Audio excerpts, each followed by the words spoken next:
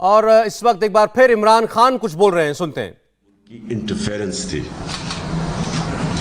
National security council जिसमें सारे security chiefs बैठे हुए थे, सब बैठे हुए थे, उनके सामने पूरा वो जो कम्युनिके था पाकिस्तान के एम्बेसडर अमेरिका में और उनका जो डोनाल्ड डू जो भी उनका रिप्रेजेंटेटिव था, उसके सारे ये ऑफिशियल मीटिंग थी। इस ऑफिशियल मीटिंग के नोट टेकर्स बैठे हुए थे दोनों तरफ, और वो मिनट्स वो जो कॉन्वर्सेशन था हमारे एम्बेसडर और उनके ऑफिशियल का, वो सारा कॉन्वर्सेशन फिर जब बताया गया हमारी नेशनल सिक्योरिटी काउंसिल में, तो फिर एक उसके बाद मिनट्स जारी किए गए।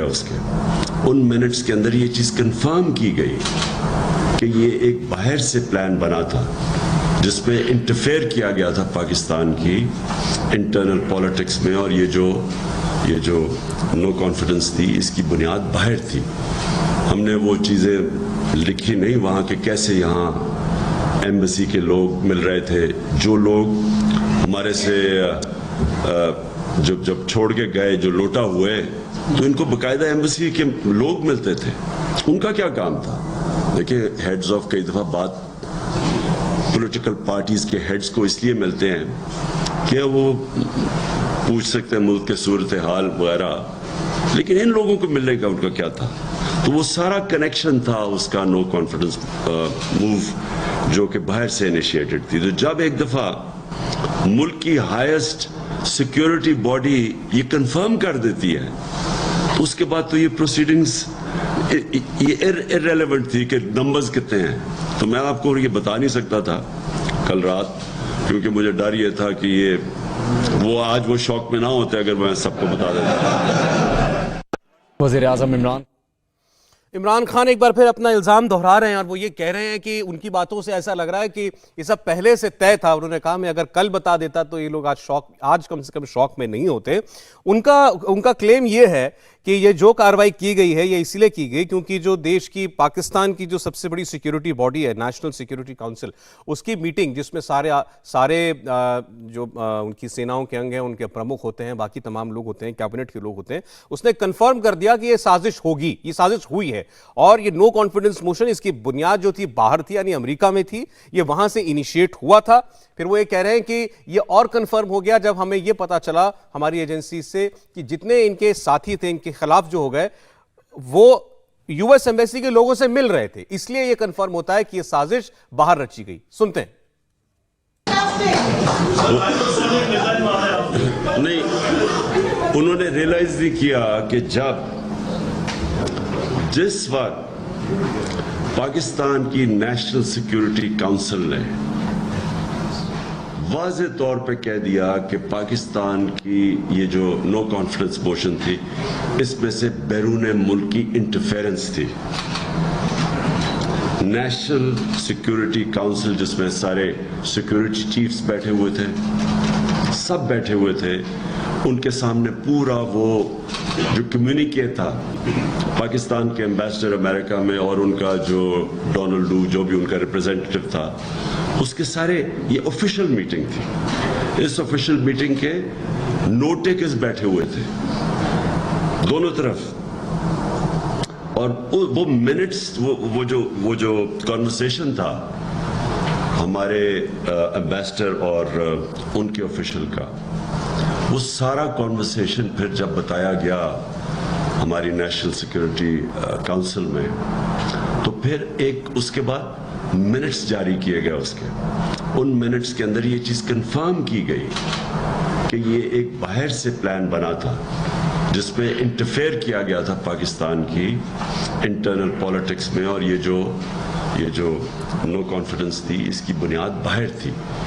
हमने वो चीज़ें लिखी नहीं वहाँ के, कैसे यहाँ एम्बेसी के लोग मिल रहे थे, जो लोग हमारे से जब छोड़ के गए, जो लोटा हुए, तो इनको बाकायदा एम्बेसी के लोग मिलते थे।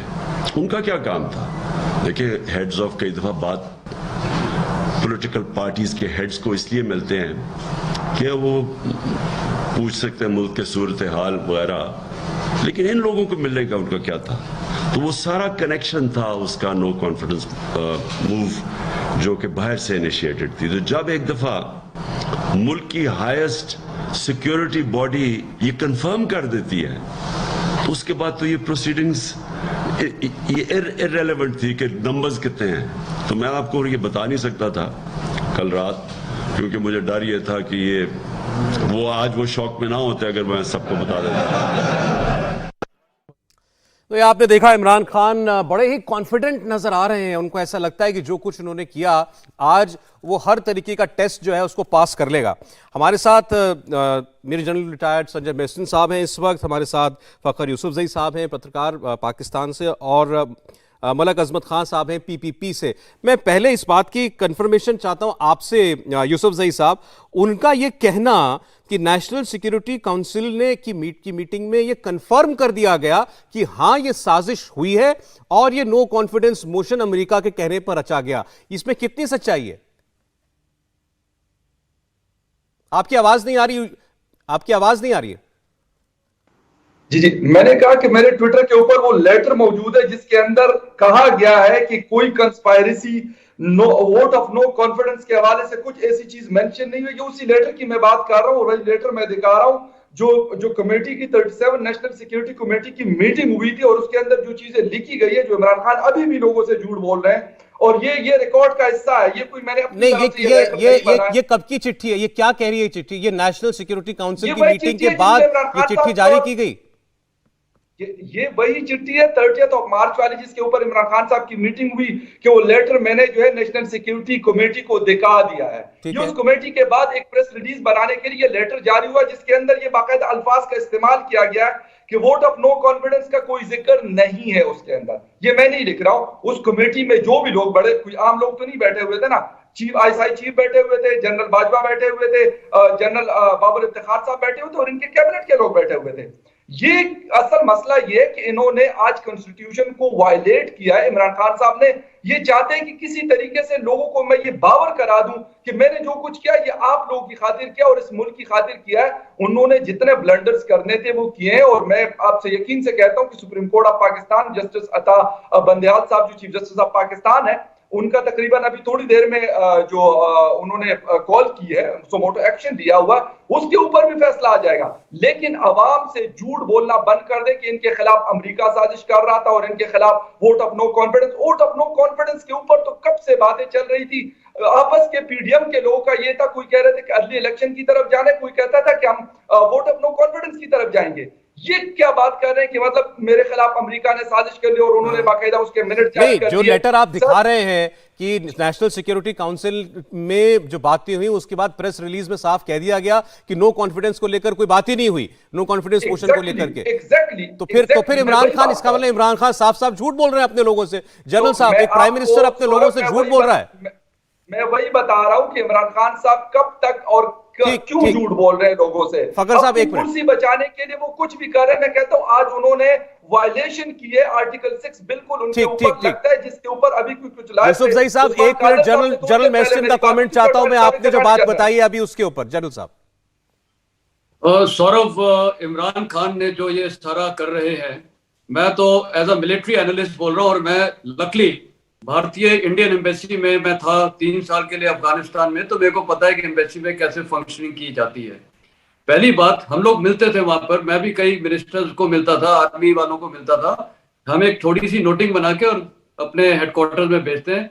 उसमें आमूम तौर पे हम इनफॉर्मली लिखते हैं कि ये था उनके विचार वगैरह। वो कोई अथॉरिटी नहीं हो जाती है। अथॉरिटी वो चीज होती है कि आपने रिकॉर्डेड, मतलब उनकी पूरी कन्वर्सेशन अगर रिकॉर्ड की हुई है तो वो अगर आप भेजें तो वो अथॉरिटी। जनरल साहब, माफी चाहता हूं, रोक रहा हूं आपको। बिलावल भुट्टो इस वक्त बोल रहे हैं, आता हूं मैं सर। अदालत बैठा है तो ये वाज़ेह पैगाम पूरे पाकिस्तान को भेज रहे हैं कि वो आइन के साथ खड़े हैं, किसी कूल अटेम्प्ट के साथ इंशाअल्लाह ताला खड़ा नहीं होंगे। चेयरमैन साहब, काशिफ अब्बासी है, एक आपने भी कॉन्स्टिट्यूशन का जिक्र किया, विच इज़ फाइन। मेरा सुबह से we are having this transmission. मेरा ख्याल है कि देखिए मोरालिटी भी बड़ी अहम है, आइन बड़ा अहम है। ग्रेसफुली शायद चले जाना था प्राइम मिनिस्टर साहब को, ज़्यादा बेहतर होता कि एक वोट ऑफ नो कॉन्फिडेंस में वोटिंग होती है, कानूनी तरीकाकार है। लेकिन सर इसी आइन में लिखा है आज आपका नंबर 177 होता तो शायद प्रॉब्लम नहीं होती। 196 के साथ प्रॉब्लम यह है कि कुछ लोगों को ये कह रहे हैं पैसे देकर, किसी को सीट्स ऑफर करके। क्या आपको लगता है कि ये जो जिनकी लॉयल्टीज खरीदी गई पीटीआई से तोड़ा गया, is that a fair practice? Do you think ये होनी चाहिए पाकिस्तानी पॉलिटिक्स में, कंटिन्यू करना चाहिए? सर, किसी को खरीदना नहीं चाहिए, ये इमरान खान का इल्जाम है, लेकिन ये सच नहीं है। आपको मालूम है, पूरा पाकिस्तान को मालूम है कि बंदूक के नोक पे इन लोगों को जबरदस्ती पीटीआई में शामिल किया गया 2018 के सिलेक्शंस के लिए, और हमारा वोटिंग का तादाद इस अदम एतमाद में सारे बागी मेंबर्स के बगैर, without the votes of PTI members we were already at 186। तो आप क्या बात कर रहे हो? इन बागी मेंबर्स की जरूरत भी नहीं था। हम अपने वोट्स की बुनियाद पे, हमारा अपने एहतियातियों के साथ पे, तारिक चीमा साहब के साथ की वजह से, चौधरी सज्जाद का बेटा के साथ की वजह से हमारा नंबर्स पूरे थे, नेशनल असेंबलीज में भी पूरे थे और प्रोविंशियल असेंबली में पूरे। सज्जाद साहब के बेटे ने आपको वोट डाला था? अपना आया था, मौजूद था, ऑपोजिशन का नोज लॉबी में आज मौजूद था। अपना शिकस्त नजर आते हुए आपका कप्तान भाग गया, बुज़दिलाना हरकत किया, भाग गया, भागते भागते आईन भी तोड़ दिया। और मैं जानता हूं कि जो भी आपका सियासत होगा काशिफ अब्बासी साहब, जो भी आपका राय होगा, आप कभी किसी कू मेकर के साथ नहीं देंगे। और आप खुद इमरान खान को कहेंगे कि आप अगर एक जमाने के स्पोर्ट्समैन रहे तो आज भी स्पोर्ट्समैन स्पिरिट दिखाते हैं। हमारा अदम एतमाद पेश होने से पहले, या हमारा अदम एतमाद पे वोट होने से पहले उसके पास ऑप्शन था कि वो इस्तीफा देता। वो इस्तीफा देने वाला ऑप्शन चला गया। आज एक ही कानूनी, आईनी, जमहूरी तरीकेकार था कि वोटिंग हो जाता, मगर खान साहब बिलावल साहब रखता है फ्री और फेयर इलेक्शन में, यही नहीं यकीन रखता। बिलावल साहब ये बताइए कि आपने अभी रेजिग्नेशन की बात की। प्राइम मिनिस्टर इमरान खान ने कहा कि, और इसकी बात तस्दीक भी की डीजी ISPR यास्कीर ज़राए ने, कि इस्टेब्लिशमेंट 3 ऑप्शन लेके गई थी प्राइम मिनिस्टर इमरान खान के पास अपोजिशन की तरफ से। पहला था इस्तीफ़ा, और दूसरा था फ्रेश इलेक्शन, और तीसरा अदरवाइज़ फिर वोट ऑफ नो कॉन्फिडेंस का सामना। तो ये मुज़ाकरात किस लेवल पे हो रहे थे? कोई मुज़ाकरात नहीं हो रहे ये मुज़ाकरात ये इमरान खान का कोशिश रहा है कि वो ऑपोजिशन से NRO ले, वो ऑपोजिशन से एमनेस्टी ले, वो किसी तरीके से बैकडोर रास्ता तलाश करे। खान आप फवाद चौधरी साहब को पकड़े, फखर जमान साहब को पकड़े, उनसे ओथ ले और उनसे पूछे कि क्या इन्होंने खुद मेरा सेनेटर के पास नहीं गए, मेरा MNA के पास नहीं गए, उनको ये ऑफर नहीं दिया कि पाकिस्तान पीपुल्स पार्टी उनके साथ मिले, PTI का इत्तेहादी बने और हम मिल के अदम एतमाद वापस ले, इलेक्टोरल रिफॉर्म्स करके इलेक्शंस के लिए जाए। हमने तब भी एब्सोल्युटली नॉट कहा, हमने तब भी रिजेक्टेड कहा। और जब एक आखिरी कोशिश एस्टैब्लिशमेंट की तरफ से नहीं, ये इमरान खान ने उनके पांव पकड़े हुए होंगे, और ये इमरान खान के पैगाम हमें दिया था, और पूरा मुत्तहिदा ऑपोजिशन ने टकी चुकी बात नहीं, इमरान खान साहब ने भेजा था। ये इमरान खान का पैगाम था। एस्टैब्लिशमेंट सिर्फ और सिर्फ उनका बात पहुंचा रहा था कि ये एक वे आउट हो सकता है, मगर जब आईन में ये गुंजाइश नहीं, कानून में कोई गुंजाइश नहीं, तो मुत्तहिदा ऑपोजिशन भी समझता है कि ये जरूरी नहीं है। हम आईन पे यकीन रखते हैं। सिर्फ अफसोस की बात ये है कि वो वजीर आजम साहब जिससे पाकिस्तान के नौजवान ने उम्मीद लगाए थे, जिससे ये सोच था कि किसी दूसरे तरीके से कोई तब्दीली लेकर आएगा। बुलावल भुट्टो कई बातें कह रहे हैं। वो कह रहे हैं इमरान खान की तरफ से कू अटेम्प्ट था, तख्ता बदल की कोशिश है उनकी तरफ से। और एस्टैब्लिशमेंट के बारे में, यानी पाकिस्तानी फौज के इस पूरे मामले में रोल के बारे में उन्होंने बताया कि उनका रोल केवल इतना था कि इमरान खान का मैसेज लेके उनका मैसेज हम तक पहुंचाया गया था। इसमें कहा गया था कि वो ये चाहते हैं कि इलेक्शन करा दिए जाएं, ये उनको स्वीकार होगा। तो अब पाकिस्तान में किसकी सरकार होगी इसका फैसला तो अब सुप्रीम कोर्ट करेगा उनका, लेकिन ब्रेक से पहले आपने देखा कैसे पाकिस्तानी जर्नलिस्ट यूसुफजई साहब ने जो बोला कि इमरान खान झूठ बोल रहे हैं अपनी आवाम से, साफ साफ ये कह करके कि कोई इंटरनेशनल साजिश थी, अमेरिका कोई साजिश कर रहा था उनको हटाने के लिए। जनरल साहब उस पर अपनी बात कह रहे थे। सर उसी बीच में बिलावल भुट्टो भी आ गए और उन्होंने इसको कू अटेम्प्ट बोला इमरान खान की तरफ से। सौरभ, इसको चाहे कू अटेम्प्ट बोलिए या अथॉरिटेटिव रूल बोलिए, जो भी है गलत है, क्योंकि मैं इसको प्रूफ कर रहा हूं। पहली बात, उन्होंने एक और चीज बोली थी इमरान खान ने कि पीटीआई के कुछ ऑफिशियल्स जाते थे एम्बेसीज में और वहां पर वो एम्बेसी के स्टाफ से मिलते थे। देखिए, सब एम्बेसीज अंडर सर्वेलेंस होती है, पाकिस्तान इंटेलिजेंस और आईएसआई के लोग होते हैं, वो देखते हैं। और अगर ऐसा हो रहा होता और वहां पर उनको कैश दिया जाता तो उसका प्रॉपर सबूत होता और वो तब ही एक्सपोज हो जाते और आज की तारीख में इमरान खान की विजय हो रही होती कि हाँ भाई उन्होंने एक्सपोज किया। ऐसी बस हवा में छोड़ देना। दूसरा, नेशनल सिक्योरिटी कमेटी में वो बोलते हैं उन्होंने ये उठाया है। नेशनल सिक्योरिटी कमेटी में अपोजिशन थी? नहीं थी, इन्हीं के लोग हैं। अब वो कुछ भी वो वहां पर बोल दें। तीसरा, आपने वो पाकिस्तानी एम्बेसडर जो यूनाइटेड स्टेट्स में था उनको बुलाया, उनसे फिजिकल कोई डिस्कशन की। चौथा, आज अगर वहां पर पार्लियामेंट में नेशनल असेंबली में ये पेश हुआ, आपने सिर्फ बोलने किसको दिया? पीटीआई का एक बंदा था जो उनका एक एमपी था, उसके बाद स्पीकर ने अपना डिसीजन दे दिया, डिप्टी स्पीकर ने। आपने डिस्कशन क्यों नहीं किया? आपने आर्टिकल 5 को उस पर लागू कर दिया।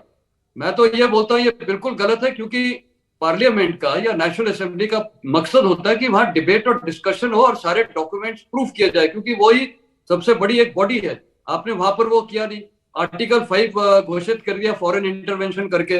तो ये मैं जो डिबेट डिस्कशन कुछ हुई नहीं, तो सारा झूठ बताया जा रहा है, लोगों को गुमराह किया जा रहा है। और आज अगर पाकिस्तान सुप्रीम कोर्ट, ये तो प्लेन लॉजिक है, अगर उसको वो नहीं समझती है तो मैं बोलूंगा पाकिस्तान सुप्रीम कोर्ट भी मिली हुई है।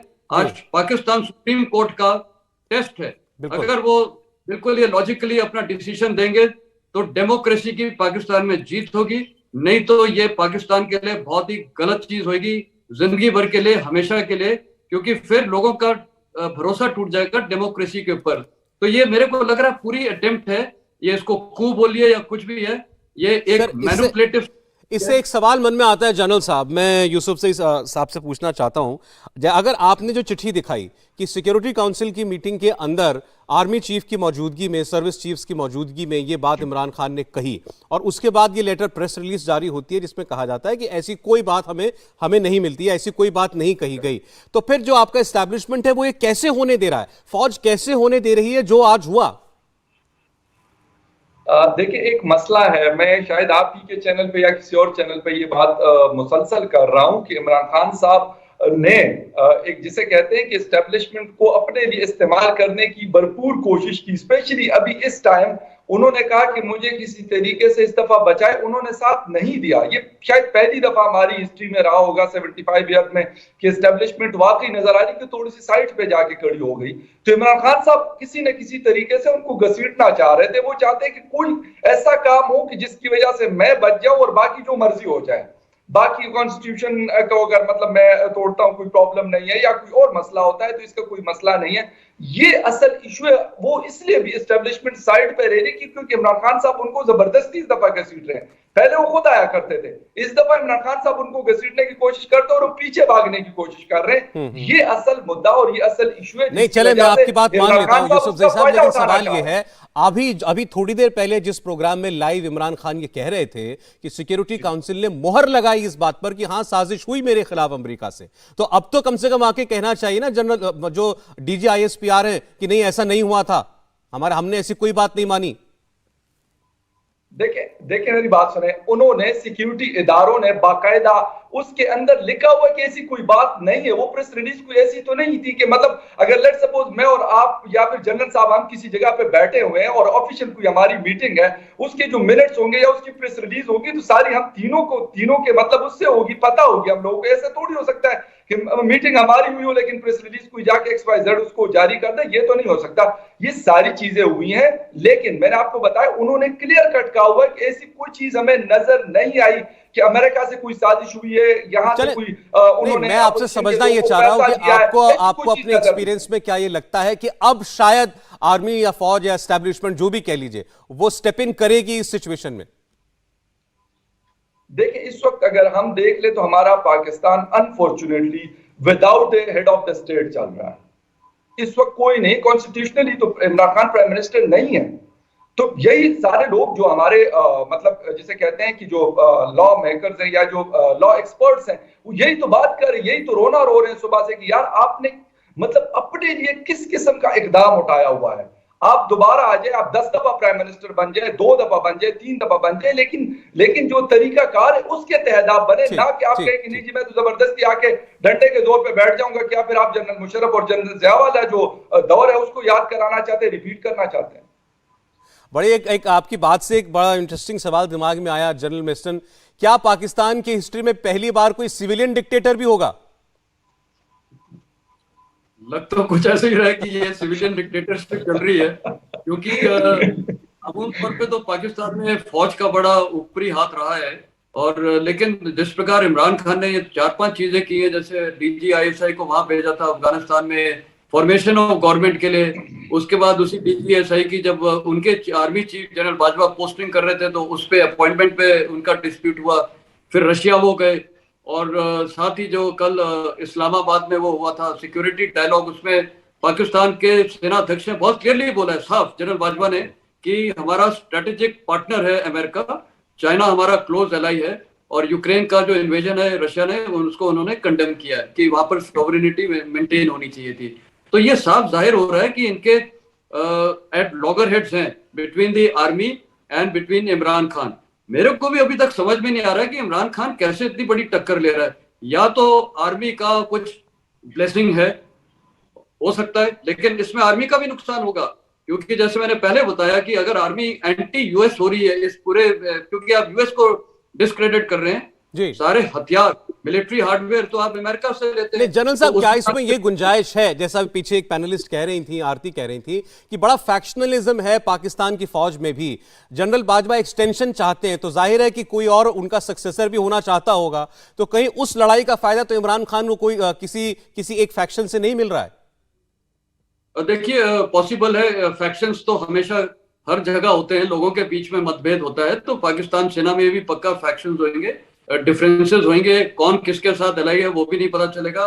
खासकर जनरल लेवल्स पे सबको लगता है कि मैं सेनाध्यक्ष बनूं या ये अपॉइंटमेंट हो, तो वो भी फिर अपनी लाइन टो करते हैं, देखते हैं किसके पास ज्यादा पावर है या कोई पॉलिटिकल लीनिंग्स की तरफ भागता है, तो डिफरेंसेस पक्का होंगे। तो हो सकता है ये कहीं से इनको कुछ एक बैकिंग है, अब जनरल बाजवा की बैकिंग है या आर्म फोर्सेस में और किसी की बैकिंग है, ये पता नहीं है मेरे को, ये बहुत मुश्किल है बोलना, क्योंकि ये बड़ी कॉम्प्लेक्स सिचुएशन है। ये इतने, इनका डिफेंस मिनिस्टर भी बोल रहा है कि हमने सरप्राइज दे दिया और मोर सरप्राइज आर इन ऑफिंग, तो क्या चीज है वो जो इनको ये साथ ही शेख रशीद भी बोल रहा था तो थोड़ी देर पहले, तो क्या चीज है इनको ये इतनी जो बैकिंग कहीं से मिल रही है? अवाम की तो बैकिंग है, अवाम का तो कोई रोल नहीं है, अवाम का तो नाम लिया जा रहा है, अवाम को तो गुमराह किया जा रहा है, कहीं से ये बैकिंग है। और अगर सुप्रीम कोर्ट आज फेल हो जाती है सही डिसीजन देने में, तो मैं बोलूंगा फिर तो एस्टैब्लिशमेंट में सेना और सुप्रीम कोर्ट, ये तो मैं भी जनरल साहब देख रहा था कुछ रिएक्शंस की सुप्रीम कोर्ट के बारे में, क्या लोग लिख रहे हैं पाकिस्तान के। 3 ऑप्शंस हैं सुप्रीम कोर्ट के पास कि रूलिंग 3 ही हो सकती है। एक, वो ये कह दें कि जो हुआ है ये सही हुआ है, इमरान खान को सही ठहरा दें, और तो फिर तो अब जो है 90 दिन के बाद इलेक्शन हो जाएगा। दूसरा, वो ये कह सकते हैं कि भाई नहीं, जो किया है गलत किया है इमरान खान ने, और ट्रस्ट वोट होगा, ट्रस्ट वोट में इमरान खान हारेंगे, तो उसके बाद जो भी उनकी पॉलिटिकल प्रोसेस होगी वो चलेगी। लेकिन तीसरा सबसे इंटरेस्टिंग रिएक्शन था कि सुप्रीम कोर्ट ये भी कह सकता है कि ये गलत तो हुआ, लेकिन अब इतना सब होने के बाद लोगों के बीच में जाना यानी इलेक्शन कराना ही ठीक है, तो इलेक्शंस हो जाएं। ये तीनों ऑप्शन है, पर अगर ब्लैक एंड व्हाइट में देखा जाए तो ऑप्शन 1 और ऑप्शन 2 ही है, यस या नो है। ये जो थर्ड ऑप्शन है ना, ये पार्टीज को प्लीज करने के लिए है, इलेक्शंस के लिए, ये मतलब इमरान खान की पार्टी को प्लीज करने के लिए होगा और एस्टैब्लिशमेंट को प्लीज करने के लिए होगा। देखिए, आज कॉन्स्टिट्यूशन का मजाक बना है, और अगर सुप्रीम कोर्ट तीसरा जजमेंट देती है तो मेरे को लगता है वो भी फिर कॉन्स्टिट्यूशन का मजाक कर रहे हैं, क्योंकि आज सुप्रीम कोर्ट का बहुत बड़ा टेस्ट है, या तो उनको यस या नो में फैसला करना पड़ेगा। ये मिड कोर्स एक्शन अगर करेंगे जी। वो इमरान खान कोई नहीं होता जब उसके साथ नो कॉन्फिडेंस मोशन होने वाला था कि वो जाके राष्ट्रपति को मिले और बोले कि मैं असेंबली डिसॉल्व रिकमेंड कर रहा हूं। तो ये सुप्रीम कोर्ट अगर ये सारी चीजें देखेगी लॉजिकली, तो मैं कोई जज नहीं हूं, खैर मैंने एडिशनल एपीलेट अथॉरिटी का काम किया हुआ है तो मैं बहुत क्लियर हूं जी। कि इसमें सुप्रीम कोर्ट की रूलिंग बहुत सही होगी और मेरे को लगता है होगी कि वो बताएंगे। पर अगर नहीं होती है तो ये साफ जाहिर है कि ये पूरा एस्टेब्लिशमेंट और सुप्रीम सिस्टम कोर्ट मिला में मिला हुआ हुआ है है इसमें। और ये पाकिस्तान की अच्छी बात नहीं है। जैन साहब बहुत शुक्रिया, आपने बहुत इंसाइट दी आज की इस पूरी पाकिस्तान के पॉलिटिकल ड्रामा को लेकर के, बहुत शुक्रिया आपका। इंडिया टीवी हर वक्त हर जगह डाउनलोड करने के लिए सर्च करें India TV news Google play store या ऐप स्टोर पर।